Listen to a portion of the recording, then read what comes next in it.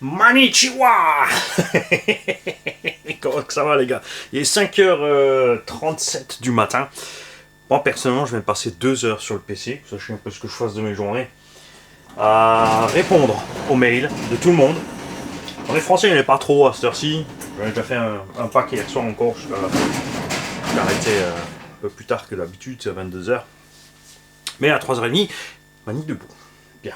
Alors, on a dépanné des Allemands, des Anglais, des Canadiens, des Saoudiens, des Russes. Ouais, ils savent parler anglais, les Russes, pas de panique. Vous avez le bonjour d'ailleurs de Evgeny, Probo d'IRC. Sa cargaison est arrivée en Belgique, chez RC Cube. Donc, elles seront bientôt disponibles pour vous tous, bien sûr, aussi. Nous allons aujourd'hui faire plein de vidéos de vente. Ça, c'est le programme. On va débarrasser toutes les mini-machines. Quand je dis mini, c'est jusqu'au indice. Ça, tu touches pas encore, c'est préparé pour Tombola. Ce qui va partir, c'est les petits Jeeps, les WL Toys, il y a une Latrax qui est en jeu, souvenez-vous. Une V46. Hein. Si t'es pas au courant, tu vas voir la playlist Tombola. Il y a les deux autres à vendre, Mini Revo et les 3 LC Racing. Plus, on va offrir des petits packs sympas à petit prix avec le Virus, le Sen. On fera une vidéo détaillée avec l'explication de chaque machine. Qu'est-ce qu'il y a encore? Le Hyperstar. La Coccinelle Dragster et ouais, le indice je l'ai passé là-dedans aussi. La Porsche va s'en aller et on fera peut-être aussi une vidéo de vente de la Hobbytech. Ouais, il faut de la place pour autre chose. On va leur modifier un petit peu les étagères parce que je m'intéresse à 2 bébés là. Peut-être vendre un X-Max ou 2, je sais pas encore. Si quelqu'un veut un White Max, faut m'écrire avant que je le sorte. Là, il est tout propre. Hein, le châssis dessous, c'est pas un neuf, c'est un occasion, mais très peu roulé. Ça aussi, on fera la vidéo détaillée. Si envie. C'est pas la peine de se faire un film à 700-800 euros. Hein. Ouais, voilà. Il y a un minimum d'équipement dessus. Quand même. Et on va faire le retour vidéo du HNR Mars 6S. On va continuer les vidéos sur le Traxxas Max V2. Donc pour ceux qui n'ont pas suivi, on a roulé Origin. Ensuite on a modifié la motorisation sans modifier le variateur. Ensuite on a modifié l'étagement de transmission. Et on va continuer ainsi de suite sur cette série du Max V2. On causera aussi des engins de tombola comme le petit jaune et le Traxxas E-Max.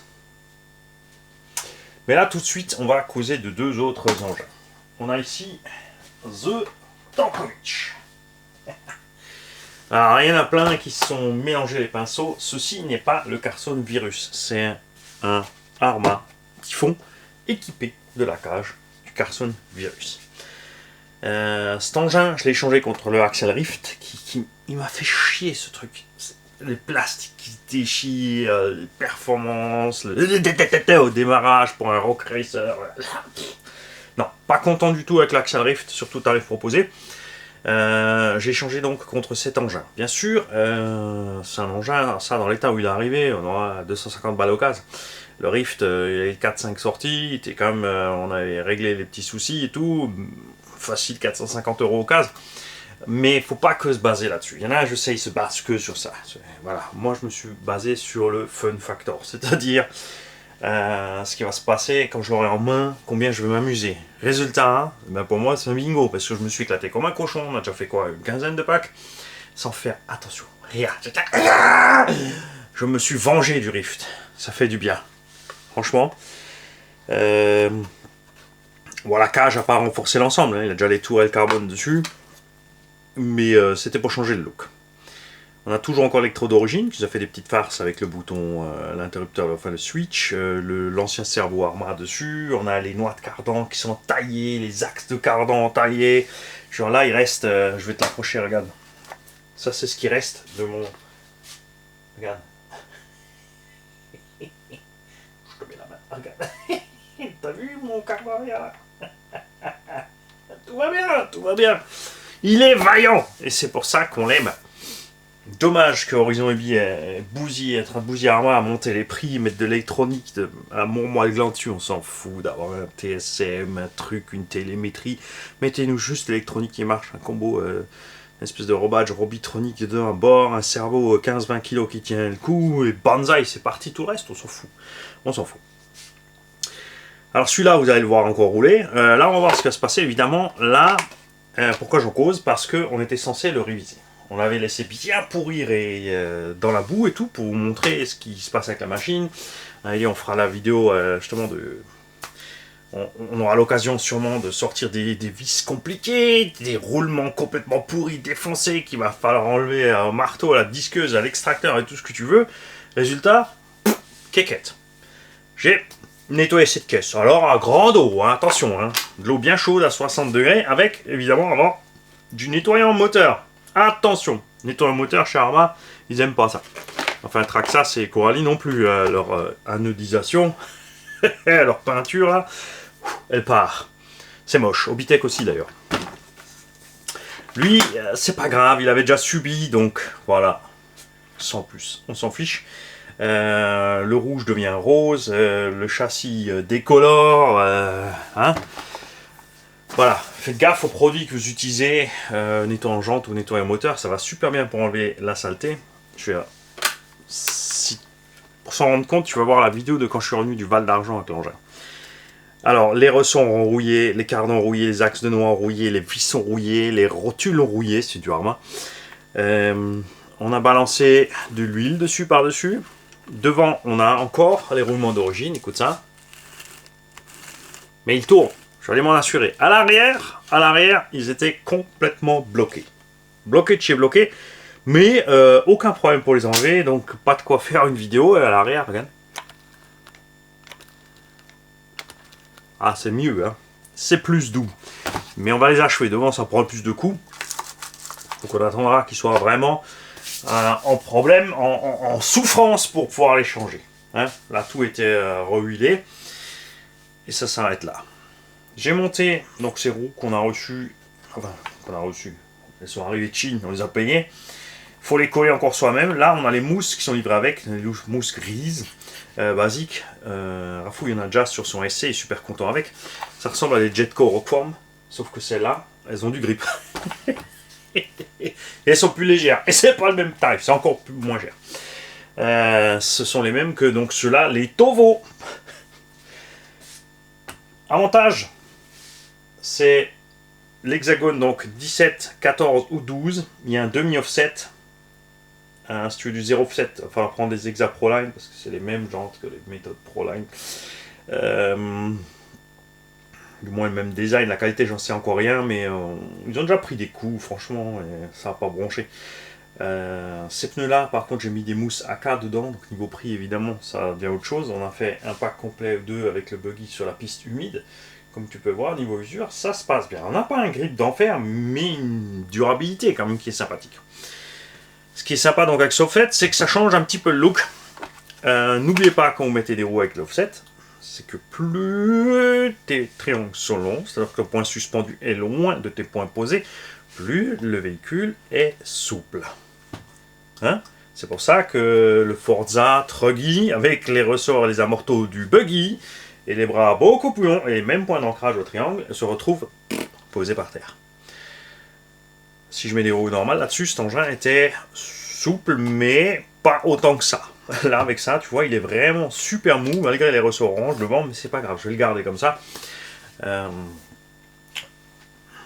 veux pas le... C'est pour faire le cochon dans la prairie. Là, on avait les rampes, on a fait les sauts. C'est pas pour ça spécialement que je l'ai destiné, mais je me suis bien amusé. J'avais aucune raison de m'arrêter. Donc, il va continuer comme ça. Vous allez le voir encore plein de fois. Et puis après, ça sera un shrapnel pas cher. Hein? On a monté la plaque de toit de chez M-Line dessus, exagéré. Franchement, ils ont abusé. C'est trop épais, c'est lourd. Je pense pas qu'il était vraiment nécessaire de faire une telle épaisseur là-dessus. Mais le toit d'origine, là, il commence à être méchamment râpé. Quelques kilomètres sur le toit, quand même, le petit bébé. C'est normal. Et j'en reviens à ça c'est cool, tu vois. Un jeu de chaque te permet, avec ton buggy, d'être polyvalent, de rouler partout. Tu peux faire du bon TT dans le pré, et même avec cette suspension souple, quand tu vas monter les roues pistes, ça va bien se passer, puisque justement on n'a pas un grip extrême avec ses pneus, donc vaut mieux que ta suspension brosse encore un petit peu. Donc sans rien changer au véhicule, tu boulonnes les autres roues, t'es parti. C'est un peu plus petit que des roues de buggy 1.8 standard.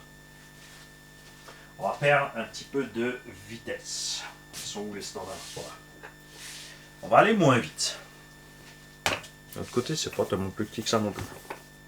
Si, un petit peu. Pas très grave, alors en 4, ça sera trop lent. Là, il a un pignon de 15 dessus, le petit typhon avec les roues d'origine à crampons, ça va bien la vitesse. En 6, c'est un bon missile. Et avec les roues un poil plus petits comme ça, en 6S, ça devrait être sympa aussi. Attention, là on a roulé en 4S avec le buggy sur l'Hyperstar, donc des petites VMAX à 70 peut-être. Donc ça se déformait pas trop. Hein. Donc on va voir ce qui se passe en 6. Surtout ceux-là, je suis un peu moins confiant. Après c'est peut-être juste la sensation parce que j'ai changé les mousses. À voir.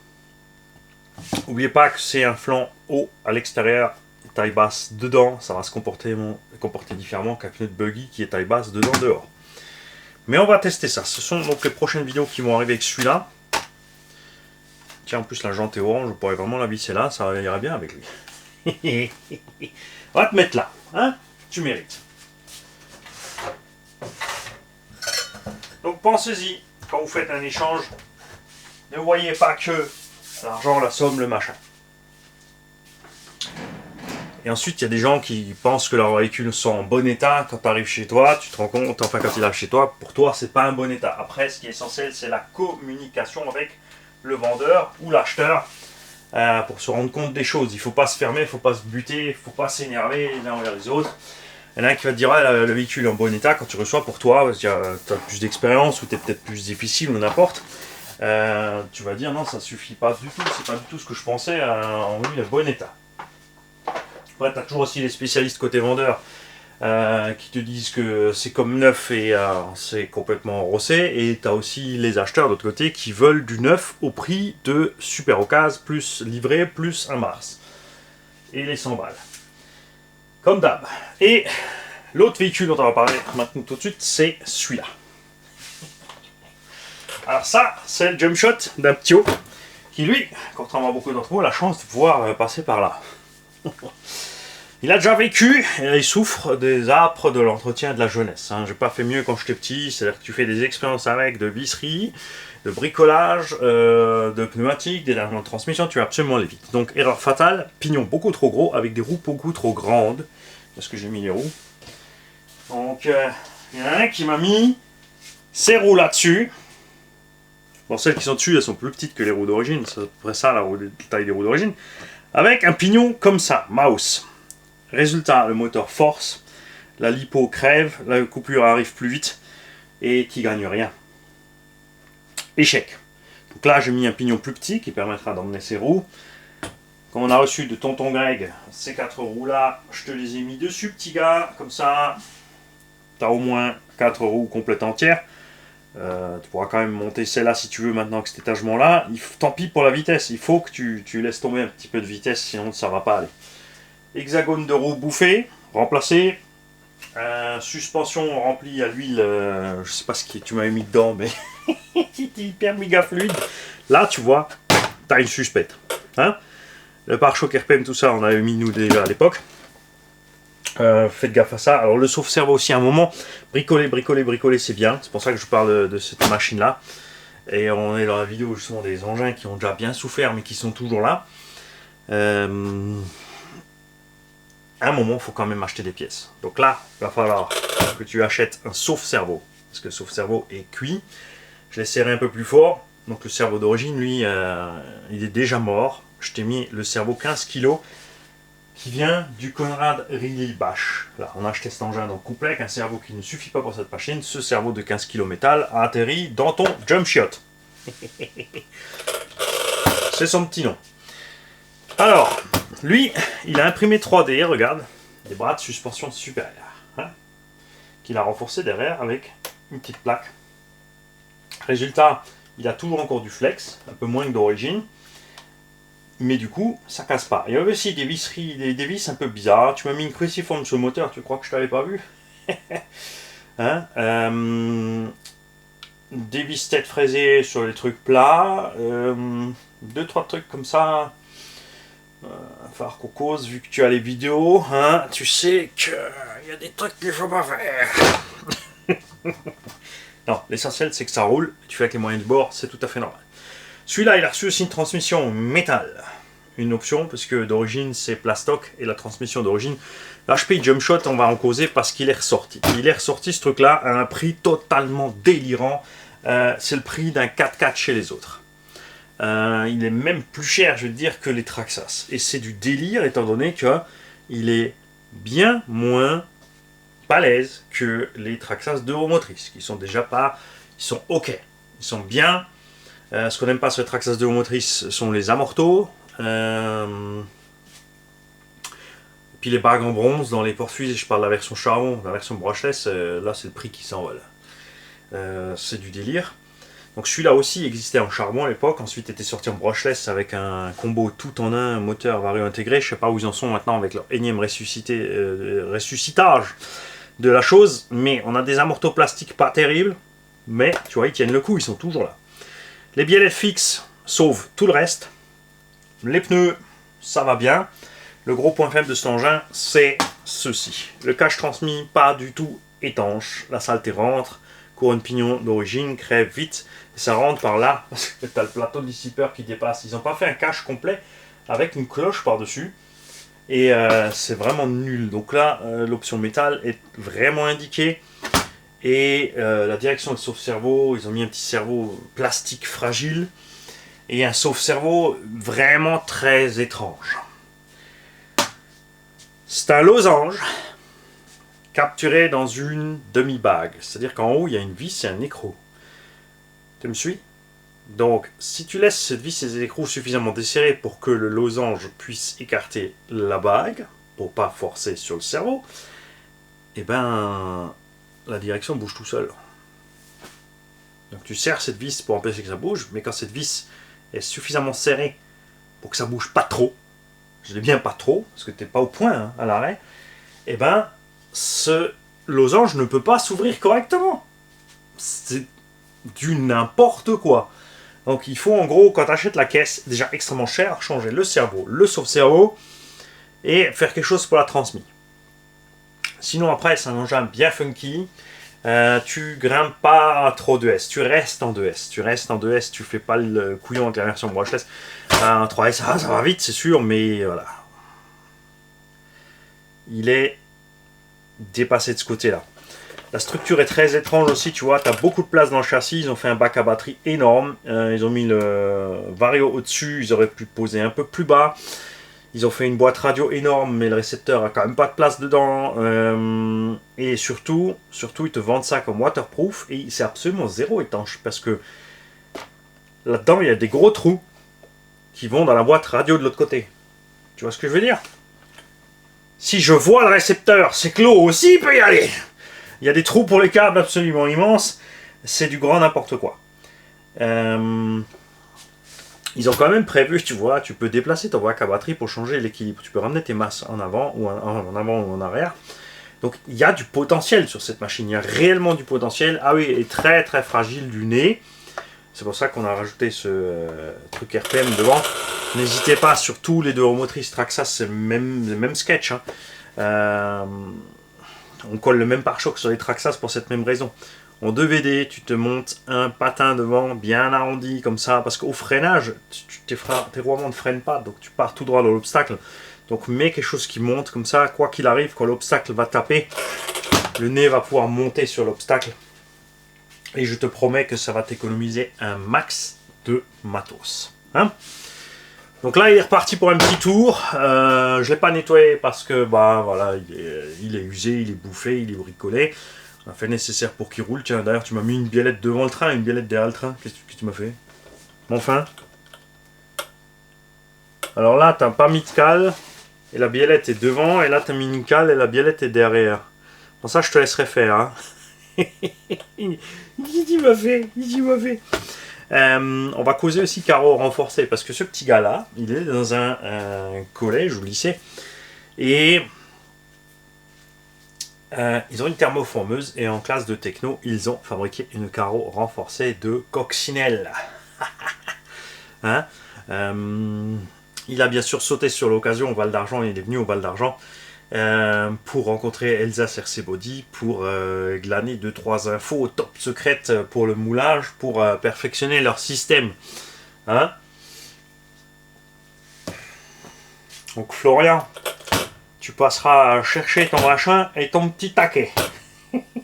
En douceur, le taquet bien sûr pour rire, c'est de l'humour. Comme dit, j'ai pas fait mieux et j'ai certainement voulu me faire pire, je pense, avec mes premiers accès. Tu m'expliqueras pourquoi tu as une biellette montée devant et une derrière. Et je viens de voir aussi qu'il manque une petite vis dans le carter moteur à l'arrière. Donc ça, tu vois, ça c'est vraiment des toutes petites vis. Je devrais avoir ça là, je vais te faire ça. Donc, cette semaine, je répète, je vais essayer de sortir ça. Ouais, enfin, ce sera peut-être pas début de semaine, ça sera fin de semaine. Donc vous le saurez que ça sera pour la semaine d'après. On va vendre plein de matos. Je vais faire des lots hein, avec je vais faire les 3 petites WL Toy, les 3 Jeep. Bon, les Latrax, on peut les faire séparément parce qu'il y en a une, je l'ai dopée. J'ai pas pu m'empêcher. Le petit Revo, les LC Racing. Qu'est-ce qu'on a dit encore? Le Dragster, je répète. Le Dragster. La Porsche, vous l'avez loupé. Le Hyperstar. La RR21, tant que tu as encore roulé avec, on garde pour l'hiver, comme dit, comme shrapnel, quoique bon, non, je vais pas faire un sauvage avec mon VS2. De l'autre côté, c'est rien qui traîne sur l'étagère.